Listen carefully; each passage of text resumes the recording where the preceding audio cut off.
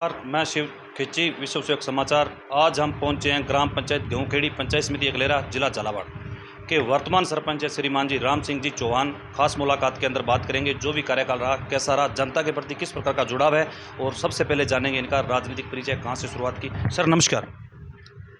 नमस्कार। मेरा राजनीतिक शुरुआत मेरे को जो राजनीतिक विरासत में मिली हुई है जी। मेरा जन्म जो राजनीतिक मेरे पिताश्री सरपंच थे उसी वक्त हुआ। मेरे पिताश्री प्रधान रहे हैं बकानी ब्लॉक के। उस टाइम झालावाड़ ज़िले में 6 ही ब्लॉक हुआ करते थे जी। और जब मेरे पिताश्री कांग्रेस में थे जी। उसके बाद मेरे पिताजी सरपंच रहे, फिर सरपंच रहे, फिर 1993 में बेरू सिंह गवर्नमेंट ने पंचायतों को भंग कर दिया था। फिर प्रशासक काल चला, फिर 94 में पंचायती राज एक्ट आया, फिर पंचायती राज में आरक्षण लागू हो गया। तो सर्वप्रथम जनरल सीट महिला सीट आई थी, उसमें श्रीमती मेरी माँ सूरजबाई चौहान ग्राम पंचायत गेहूंखेड़ी में 716 मतों से विजय हुई। उस टाइम पंचायत का देख रेख जो निर्माण का कार्य मैं स्वयं ही देखता था मेरे पिताश्री के निर्देशानुसार। और मेरे को जो राजनीतिक अनुभव मेरे माता और पिता से मिला, बाकी का जो मेरा वर्तमान जो विधायक महोदय गोविंद रानीपुरिया विधानसभा नंबर 200 झालावाड़ ज़िले में मनोर थाना, उनसे भी काफ़ी कुछ सीखने को मिला, क्योंकि उनका अनुभव भी उनके दादा श्री भैरूलाल जी रानीपुरिया वो मनोर थाना से विधायक रहे 5 बार, उसके अलावा वो प्रधान रहे। मेरे को जो राजनीतिक क्षेत्र में जो ज़्यादा अनुभव मैंने उनसे सीखा है, और आगे चल के मेरी जो राजनीति में इच्छा शक्ति है, सबसे पहले जो क्षेत्र है जिस हिसाब से जो पानी हमारे ग्राम पंचायत गेहूंखेड़ी में है, छापी सिंचाई परियोजना की नहर चलती है, माइनर है। जिस क्षेत्र में पानी की मात्रा अत्यधिक हो उस हिसाब से यहाँ न तो इंडस्ट्रीज़ है, कच्चा माल यहाँ उत्पादन होता है, बाकी नीमच मंडी को बेचने को किसान मजबूर होते हैं। सबसे 70% प्रेजेंट में आज की तारीख में 70% लोग किसान लहसुन की खेती करते हैं। बाकी सफ़ेद चने जो होते हैं डॉलर, जिनको काबुली बोला जाता है, उसकी खेती भी यहाँ के किसान करते हैं।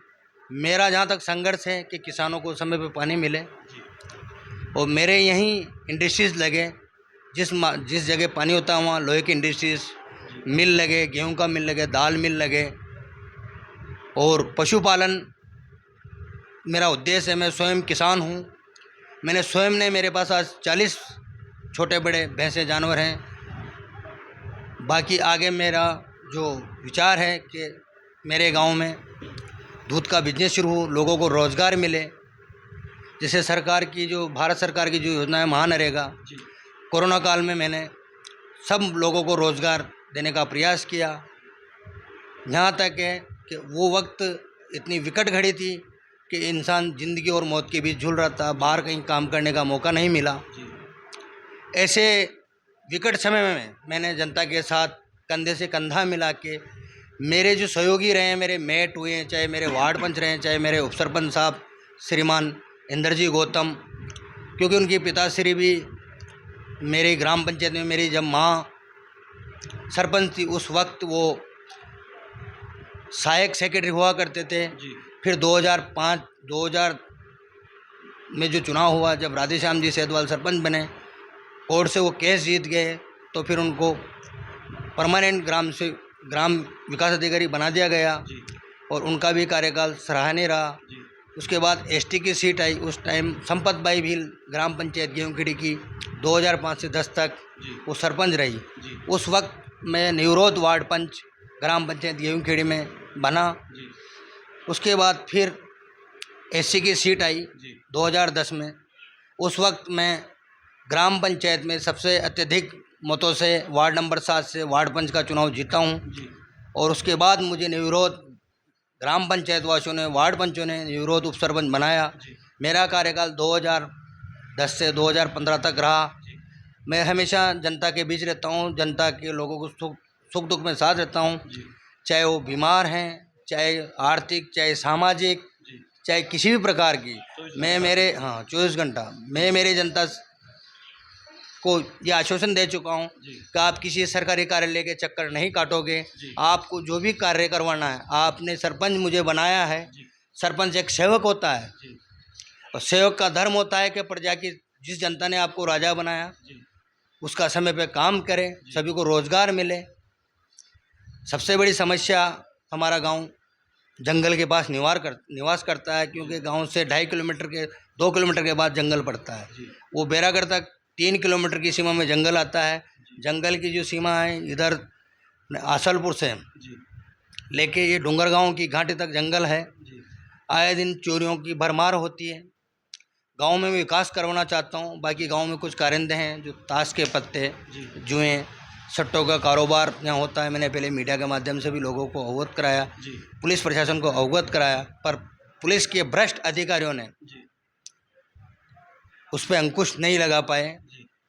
और हमारे गांव में क्या कि जो एमपी का रास्ता यहाँ के निकलता है, यहाँ से सीधा आप एमपी सीमा, यहाँ से मात्र 22 किलोमीटर की दूरी पर मध्य प्रदेश की सीमा आती है। जी। और बकानी ब्लॉक की जो लास्ट पंचायत रही उमरिया, जी।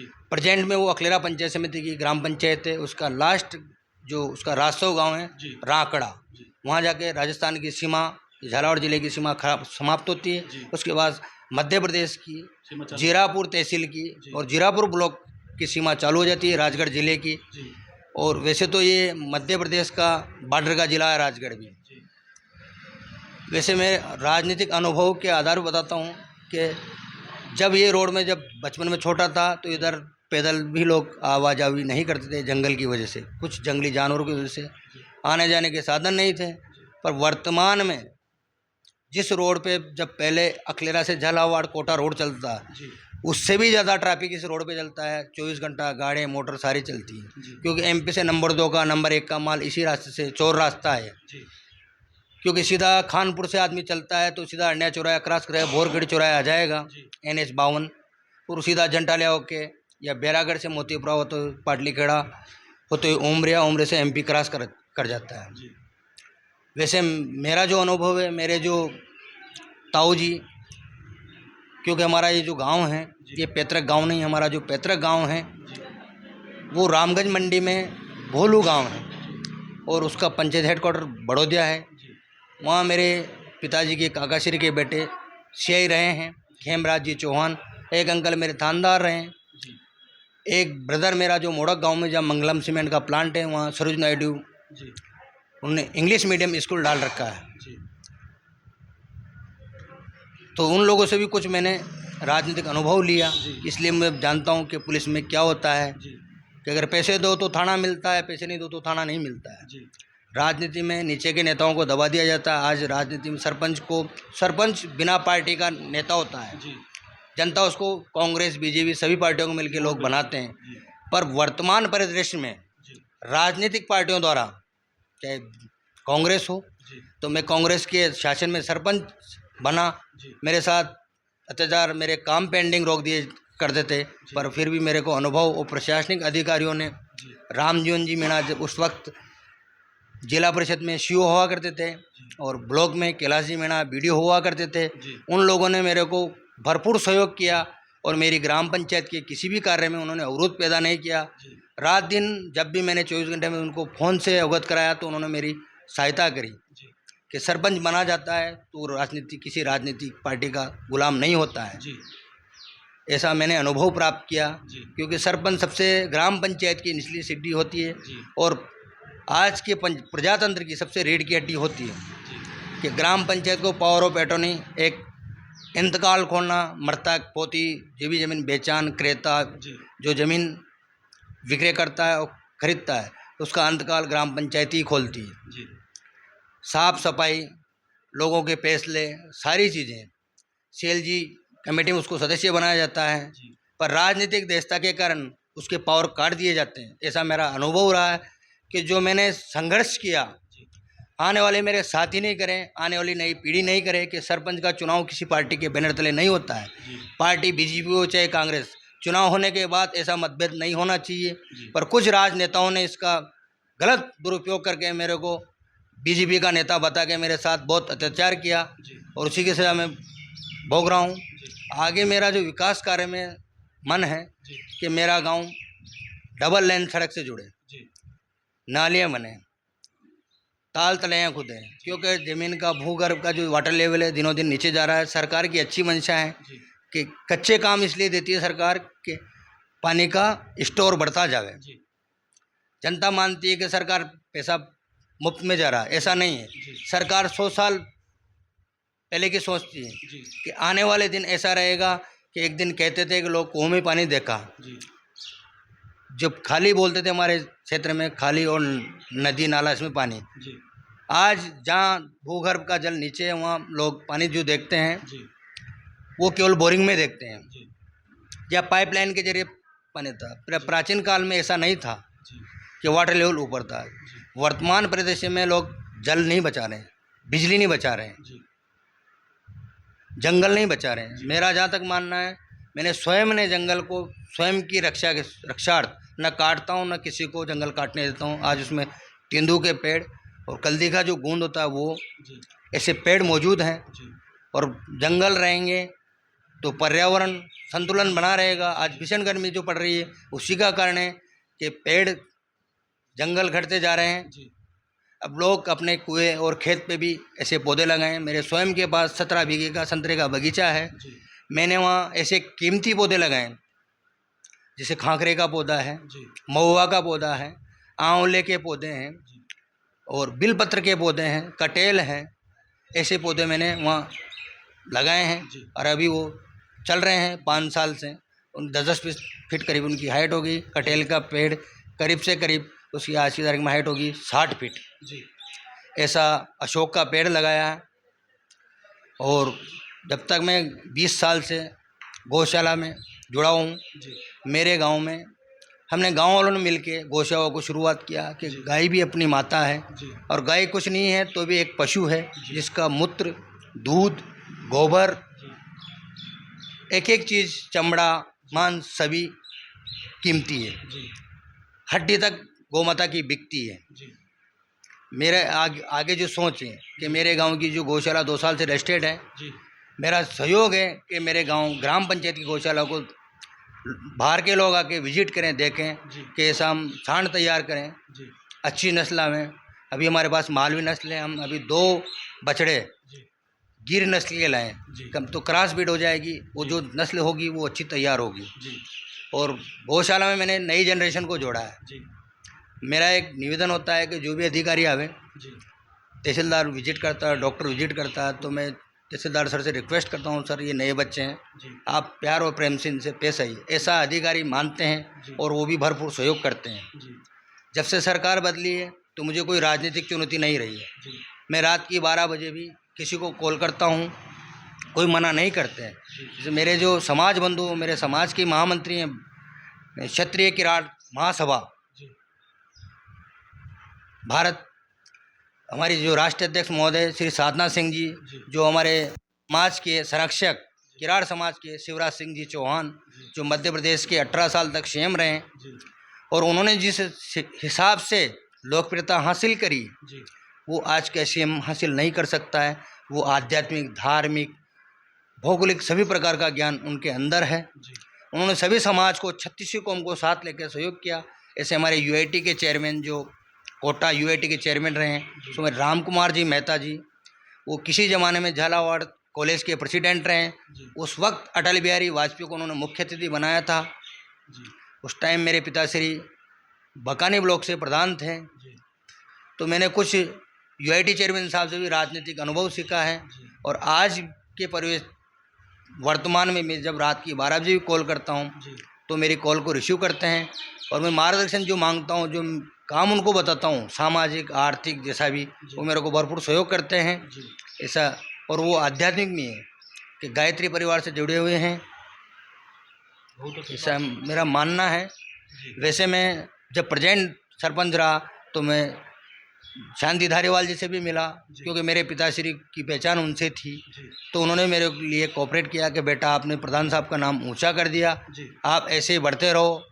उन्होंने कभी ये नहीं कहा कि मैं कांग्रेस से हूँ, आप बीजेपी से हूँ, कि मेरे लायक जो सेवा है आप बताइए मेरे को। जी फिर मैं संजय जी गुजर, जो झालावाड़ लोकसभा के उम्मीदवार हैं 2004 में, जी उनसे मैं जयपुर में मिला। तो उन्होंने कहा